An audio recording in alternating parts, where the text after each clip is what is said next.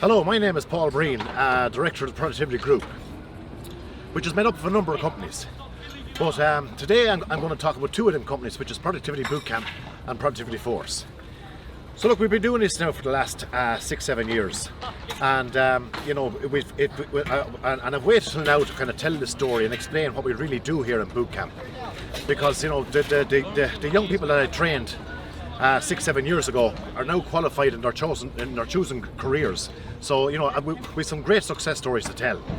But so Bootcamp, what do we really do here, and what is our focus? Well, as you can see here behind me, all our training is delivered outdoors, and it's an 8-week program, and what we do here, we expose these young people to many industries, in the construction, in the housing industry and the civil industry.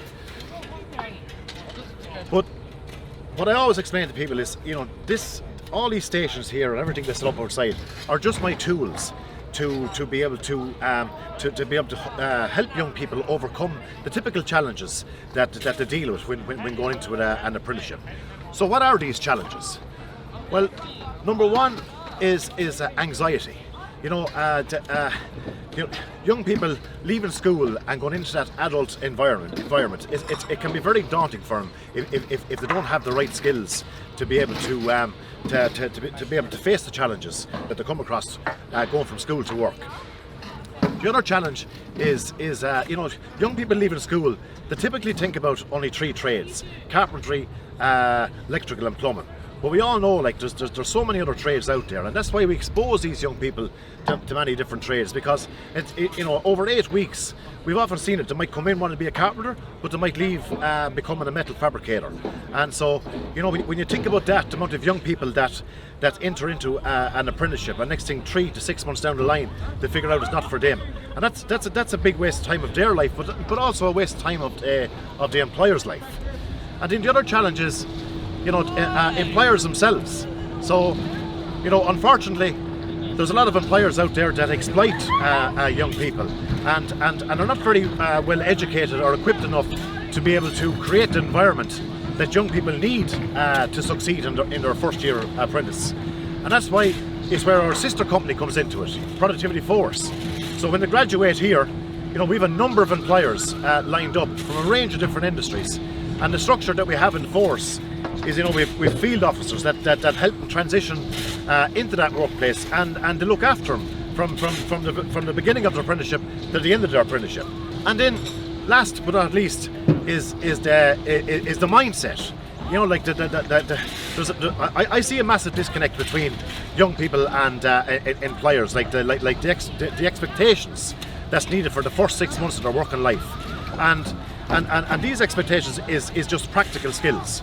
The practical skills to be able to serve that tradesman, and these practical skills are the labouring skills. So that's why there's a big focus on all the practical skills that's to do with these industries. So, because the way I look at it, if a young person can get that first 6 months right, and can build their value, then that's when employers will take interest and teach them the finer skills of their trade. So I'm a big believer, in order for a young person to understand the situation, they must feel that situation. And to give an example of that, when you're like when we do the soft skills, teach them how to deal with different personalities. But because of the outdoor training that we do, and specifically when we break them up into teams, we mix and match them different personalities, and without a doubt, we're going to get a situation where there'll be clashes. But that gives us a real life example to be able to teach these young people how to deal with different personalities.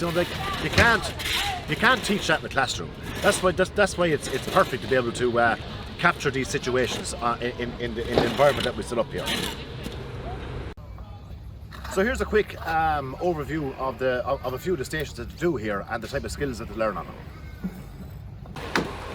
And here's just an example of doing the hand skills. The very first week you come in here, we teach them how to tie steel, drive nails, how to use the measuring tape, because these are the skills they need to be able to build these stations. But what we also do here, we benchmark them. So every Monday, we put them all in competition with each other, where to see who will tie as many ties in 2 minutes and who can drive as many nails in 2 minutes. And they love this. Like, this is the real Xbox on steroids, only physical.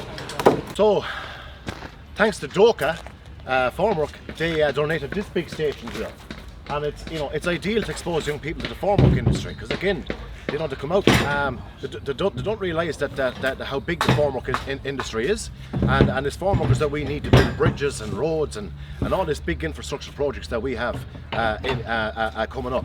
So yeah, we've had a lot of young people here coming in thinking they want to be carpenters, but they walk out of here and get into the formwork industry. That's a great result. It's just another example of exposing young people to many different industries. So I really want to showcase this one station, because this station alone covers so many aspects in the practicality that we really do here in boot camp. So as you can see here, they're tying steel, and that's just a bonus. If they learn, if they like the steel fixing industry, move into the steel fixing industry, that's as I said, that's a bonus. But it's a great skill to have anyway. But in the station, they're doing a lot of handling of steel, lifting. They're doing a lot of bending up and down. And so what we encourage them, if you want to just show, just do for example, we get them to arch their backs. And this is all about looking after the backs. Like I wish I had this myself. Had this was given this information when I was a young fella, I wouldn't be in the mess I'm in now with a sore back. But yeah, so there's a lot of practical skills in this station alone. And what we also do here, we get them to repeat this station an awful lot, because what that does, it's all about teaching them repetitive work. Because in the real world, if they were building a wall, say a kilometre long, they'd be tying a base, tying a wall, tying a base, tying a wall. So it's teaching them dim skills of repetitive work and working as a team, and the camaraderie between them, getting better and better every day. So it's a great one for the mindset to be doing that repetitive work. And then when they do finish tying the steel, we teach them how to walk on the steel, because if you're going into the civil industry, whether you go plumbing, electrical or anything, I guarantee you're going to be walking on steel. So it's a great skill to have, to be able to walk up and down the steel, because to be able to do that correctly and not fall through the steel. So it's again practical skills. This is where we teach them concrete skills. But you can see also, just because we have it all looped here, it just gives them just teach them how to work like a wheelbarrow properly. And you can see them, even though it's not concrete, it's wet sand, it just still gives them a feel of the concrete tools. And so it's a great station, and I love seeing that finished design. And then right behind us here we have our plumbing station, so you can see lots of activity here. And the goal here is that they get to connect up a heap of pipes, and at the end of it we turn on the taps, and yeah, we see some interesting results here when they're dealing with live water. So here's my favourite station, or one of my favourite stations. Filling sandbags and put them onto the pallet. It mightn't seem much of a skill, but I call this the gym, because they're building their core muscles, they're building their legs, they're building their arms, and these are all the skills that over 8 weeks is going to condition them and to make them stronger going into the workforce. So yes, it's a great station, and we do it a lot here. So here's another station here where we exposed young people to. This is the RMS type fencing, very generously donated by NCAT. And the exercise here is, obviously we teach them how to put up the panels, because they are heavy, and so it's teach them how to handle them panels correctly. But then the exercise after that, then we get them to grout the pads. So obviously this is the aim. They're not fully finished, but this is the standard they need to get that. And then when they finish this, then what they'll do is they'll unbolt the whole lot, and the test will be to see who has pushed the grout right in around the base plate, and whoever gives a nice finish. So it's a great skill from just using the trowels and doing some nice tidy work with regards to the grout going around the pad. So very interesting station for them. So here's another station here behind me, sponsored by Non-Drill, Stay Smart and Modix, and it's a great station because it's the pods and the anchors in the ground gives them allows to make many different designs, and they really have to think for themselves, and so yeah, it just keeps changing shape. But again, it's another big industry, and since doing it, we've got a lot of young people coming out of boot camp getting into the handstall industry. So it's a great station. So when we talk about practical skills, well, there's not more practical than this. Teaching people how to use a shovel, how to wheel a wheelbarrow. It's a skill we all take for granted. But using a wheelbarrow and shoveling for the first time if they don't look good on site with these simple practical skills, it's not a great reflection on them.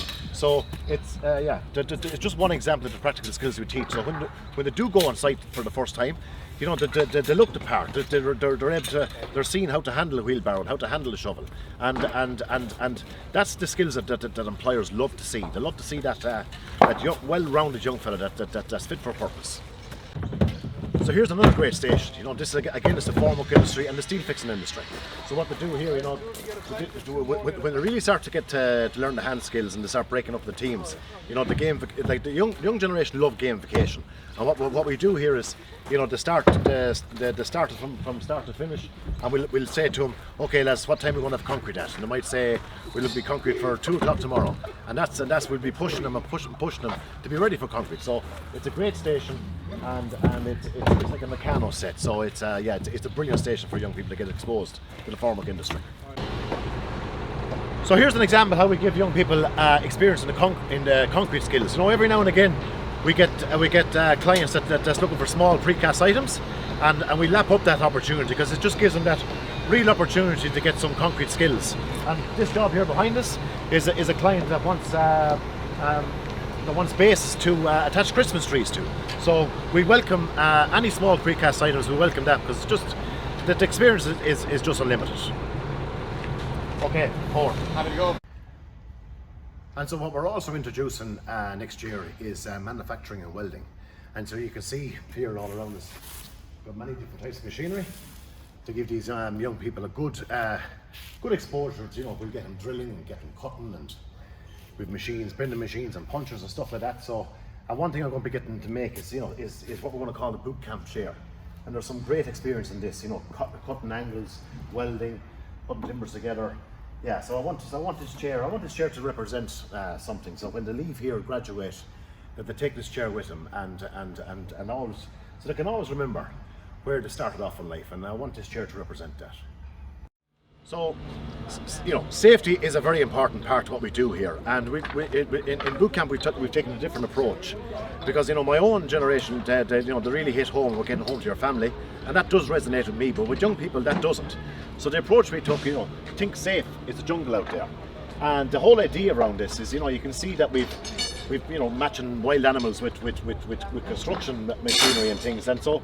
The concept is, I'm trying to get these young people to make them understand that the automatic awareness that they would have around wild animals should be the very same awareness they have on site around moving plant and overhead and underground cables and stuff like that. So, I believe it's working very well. The apprentices that we have in Productivity Force, we rarely hear of an incident. So I'd like to think that it's coming from this campaign. Hi, my name is Goran and I'm a trainer here at Productivity Bootcamp, a tradesman. I have a family of my own. I'm a jack of all trades when it comes to building, and I see the struggles with my own kids, how hard it is out there in the world to get a good job and to get a good trade. And with the life skills that I have and the skills that with children and with the job, if I can bring one thing to these kids is to get them out on the right path and get them set up and ready for work in an apprenticeship trade. What advice would you give to any young person, male or female, looking to become an apprentice? I would say this is a great place to start.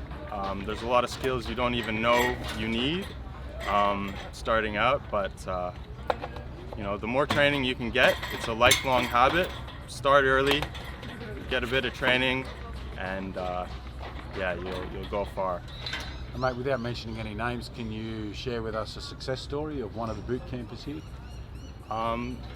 So there's a number who have joined an electrical company, a major electrical company in the region, and they've made it mandatory for their apprentices to come and do boot camp.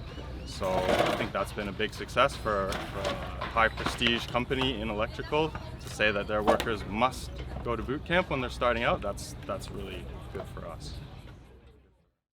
gives you the biggest buzz in your job? What do you enjoy the most in your role? I absolutely love the fact that we see such a difference in them from week 1 to week 8. When you give young people the opportunity to build their confidence, have an understanding of their expectations, and realise that anything is possible when you work hard, the difference in those young people is amazing. Any young person that is coming straight from school and expected to go out into the workplace is disadvantaged. They're expected to sit in a classroom 6-7 hours a day and follow instructions while sitting down, and then they go out into a workplace and they're expected to be on their feet for 10 hours a day, understand what's expected of them with a tradesman, turning up every day and on time. And with boot camp, we allow them to have that transition and feel more comfortable and have the confidence to go out to work and succeed. What advice would you give the young person who's looking for an apprenticeship in 2022? Definitely Productivity Bootcamp. You can't go wrong. It's about getting you ready for work. We're covering a range of different skills. It's giving you an understanding what's expected of you. But even if you decide that construction's not for you, and at the end of the program, we'll assist you in getting into work in any different area, because a lot of the skills that we're teaching you are transferable into any workplace. What is Productivity Bootcamp? Productivity Bootcamp is a training program for young people. It's all about exposing them to as many different trades as we can and getting them ready, work ready. The trades we teach them, we try and teach them a lot of different trades, but with the trades come confidence, and that's basically what we want them to take into their apprenticeship or whatever job they choose to go into. Just that confidence. So what's the difference between Productivity Bootcamp and, say, other training programs? I think our program, we cover a huge variety of different trades, and as well as that, we're with them from the minute they start in the yard right through to their apprenticeship and until they qualify. Is this a training program just for boys? No, it's boys and girls. We have good results with both boys and girls. You know, as long as they're willing to learn and work hard, to me it doesn't matter if they're boy or girl. What do you find the most enjoyable aspect of your role as a trainer? The most enjoyable aspect for me would be probably graduation day. Just seeing the, you know what I mean? A lot of the times they put on this facade when they're in here about, you know, trying to be strong and all the rest, but once they graduate you can see that it means something to them. You're a tradesman yourself. How does your background and your experience help the ones coming through boot camp? I suppose, well, we never had anything like this when we started our trade. You know what I mean? I've been doing it 20 odd years. You were just thrown into the deep end and you either sank or you swam. You know what I mean? And a lot of people sank. So for us, we're trying to teach them those little finer details that just to help them longevity. You know what I mean? It's all about longevity. It's like a lot of the trades we do here, it's about building up your core strength and your body strength. You know, like you don't want to get a back injury, and that's something that never leaves us. So we want them to look after their bodies and their minds and get as long as they can out of their career. What advice would you give or recommendations would you give to some young person, boy or girl, looking to start an apprenticeship? I would tell them to come to boot camp. You know what I mean? You don't want to, in your head you think you might want to do a trade, and then you're 3 or 4 weeks into it and you realise you don't like it and you feel like you need to stay there. Come here, get exposed to all the different trades, and you know 100% whether you like that trade or you don't. Not mentioning any names if you don't want to. Yeah. Can you don't have to. Okay. Can you share a success story with us? Yeah, we had a young guy in group 12, and he came from a pretty rough upbringing, and he wanted to change his life. And when he came here, he worked so hard. He tried all the different trades. He gravitated towards concreting, and I think he's about 6 months off qualifying right at the moment, and he's just changed his whole life. So look, if you're a young person that's looking to get into the apprenticeship in 2022, you know, get your name down. We're taking applications right up to the 14th of January, and I can promise you it'll be an experience of a lifetime. And as I always keep saying, it's really an investment into your future, so that when you walk out of here after 8 weeks, you have all the skills, all the practical skills, and everything that you need to know to meet the challenges that you will certainly face in work and life.